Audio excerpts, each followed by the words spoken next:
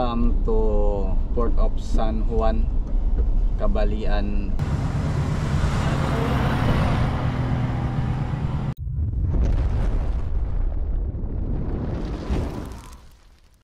So going na tayo ng Cabalian Port mga kol. So aling dito sa Lipata Port, mga 5 hours yung pabiyahin natin para makarating sa area ng Leyte.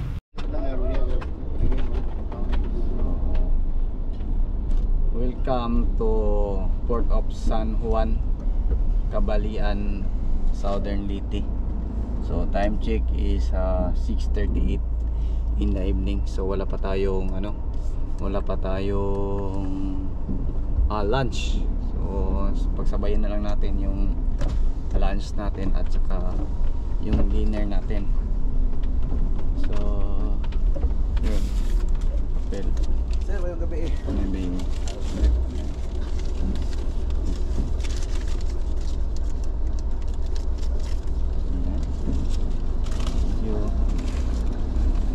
So hanap tayo ng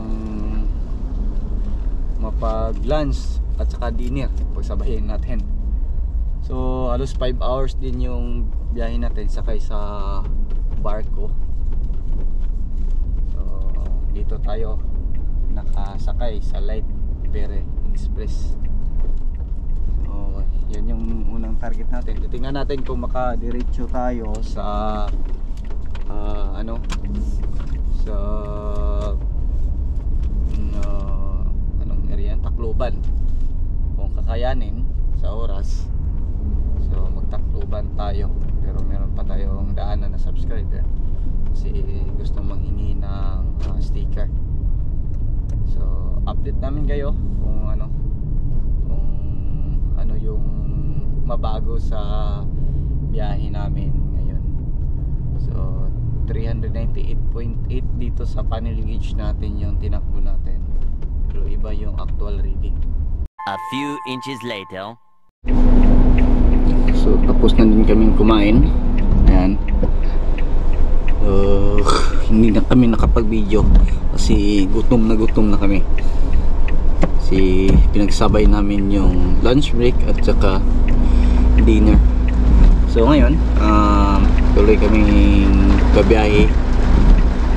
Siguro hanggang Tacloban, relax tayo ng Tacloban. So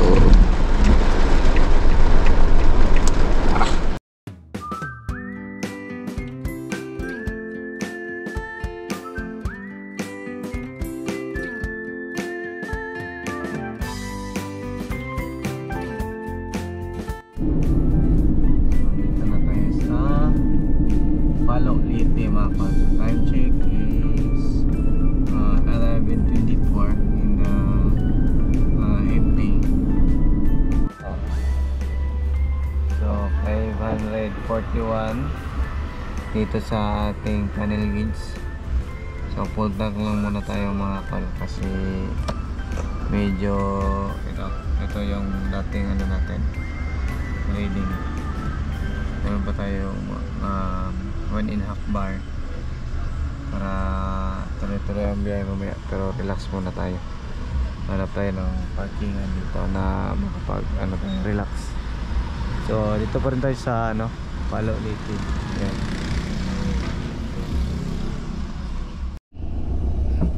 Good morning. So dito pa rin tayo sa Palo Leyte mga kol. Saan tayo nagpagas kanina. Natulog tayo. So kagising lang natin. Time check is 3:27 in the morning. Napasarap yung tulog namin. So nag-coffee muna kami. So bumili kami ng coffee dyan sa 7-Eleven. Kasi may 7-Eleven dito. Yan yung likod namin. Dyan pa yung gas station na kung saan tayo nagpagas. So full tank tayo. Nasa 1,400 plus yung binayaran natin. So kwentahin natin yan lahat pagkatapos ng biyahe natin, pagbalik natin sa Davao. So coffee muna tayo. Yan, mainit na kape.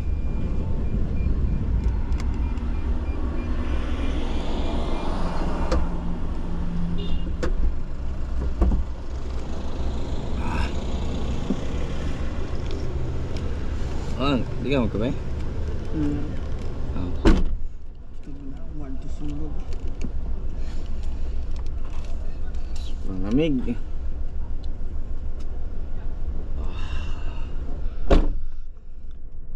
So, napasarap yung tulog namin.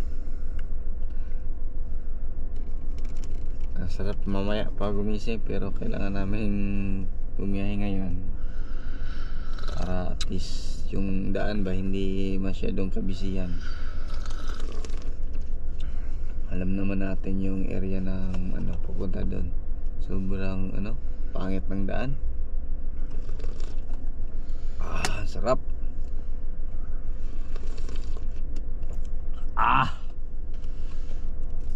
Init.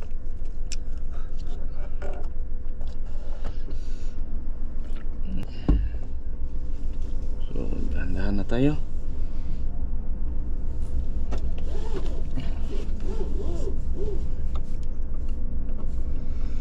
Yung kaspa namin nagtupad-tupad na.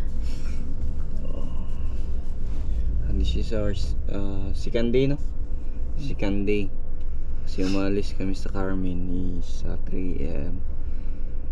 So, tuloy ang biyahe.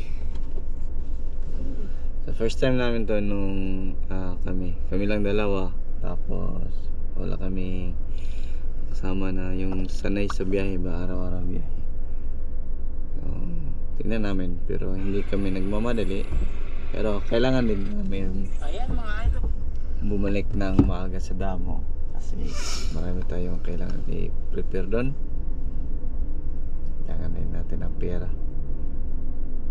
sahod. So, tara! Tingnan natin yung San Juanico Bridge.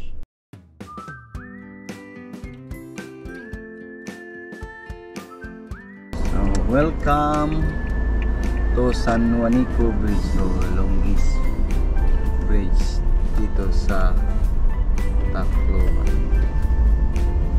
Yan.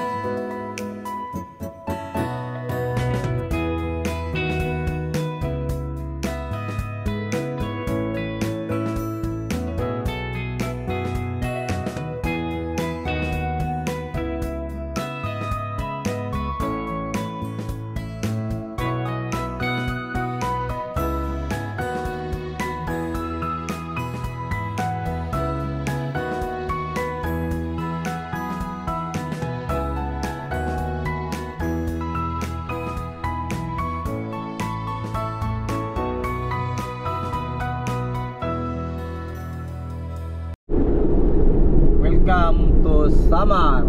So sana okay na yung daan dito kasi dati nung last natin na dumaan dito, grabe, bugbog yung magsasakyan natin dahil sa malalaki yung mga lubak. So yun, dito kami sa bukid area papuntang Katbalugan. So yan, ito yung view dito, maganda yung view. So magluto na kami ng rice, baka matulad kami kahapon na walang lunch break.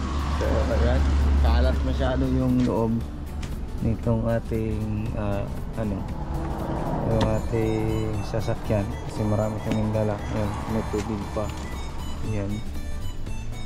So luto muna kami ng rice.